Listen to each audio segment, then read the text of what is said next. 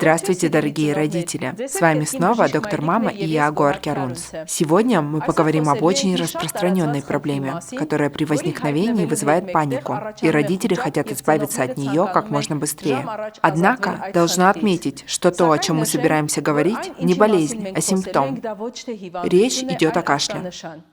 Кашель является одной из 5 наиболее частых причин обращения к педиатру. Это реакция организма на любое раздражение дыхательных путей, мешающее проходимости воздуха или наличие инородного тела у еще не полностью сформировавшегося ребенка.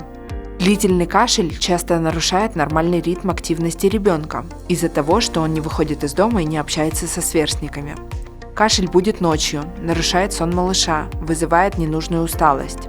Поскольку детей с кашлем обычно лечат дома, мамам необходимо научиться правильно распознавать вид кашля и оценивать состояние, чтобы дальнейшие шаги были эффективными и безопасными. Во-первых, давайте различим виды и причины кашля.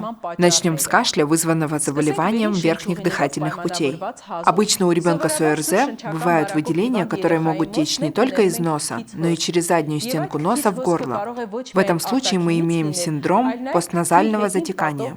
То есть мокрота, которая скапливается в горле вместе со слизью, стекает в дыхательные пути, вследствие чего появляется кашель, ответная реакция организма для избавления от слизи. В этом случае кашель чаще всего возникает в первой половине дня, и если он обусловлен только течением из носа, то ребенок пытается избавиться от накопившейся за ночь мокроты утренним кашлем. Другой тип, на котором я хочу акцентировать свое внимание и который вызывает больше паники – ларинготрахеит, в народе круп.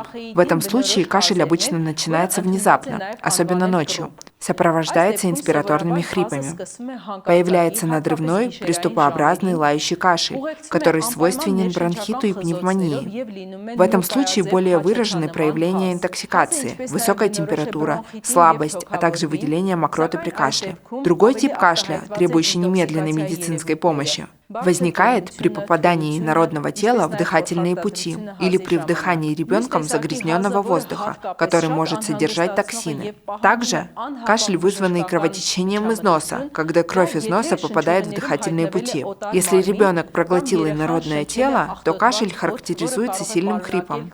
Например, когда здоровый ребенок спокойно сидит на полу и играет, и вроде нет предвещающего фактора, и ребенок внезапно начинает кашлять со свистящим хрипом, то следует немедленно обратиться к врачу, так как существует опасность попадания инородного тела в дыхательные пути.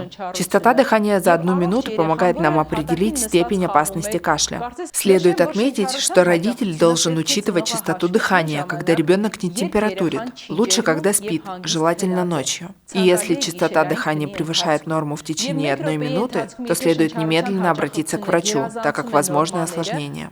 К другим частым причинам относятся некоторые заболевания легких, например, бронхиальная астма и новообразования в бронхах. Уважаемые родители, помните, что нет необходимости использовать лекарства для лечения детского кашля. Средства от кашля категорически запрещены, так как они обладают центральным действием. Подавляя кашлевой центр, мы блокируем выход образовавшейся мокроты из бронхов. Следует отметить, что сигаретный дым также провоцирует кашель, поэтому не рекомендуется курить в присутствии ребенка.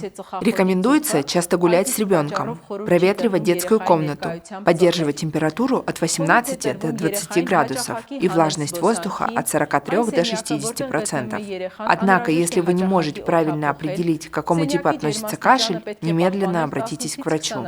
За поддержку программы «Доктор Мама» выражаем благодарность нашим партнерам, онлайн-магазину «Мамани» и Центру развития и опеки Альфа Кидс Академии.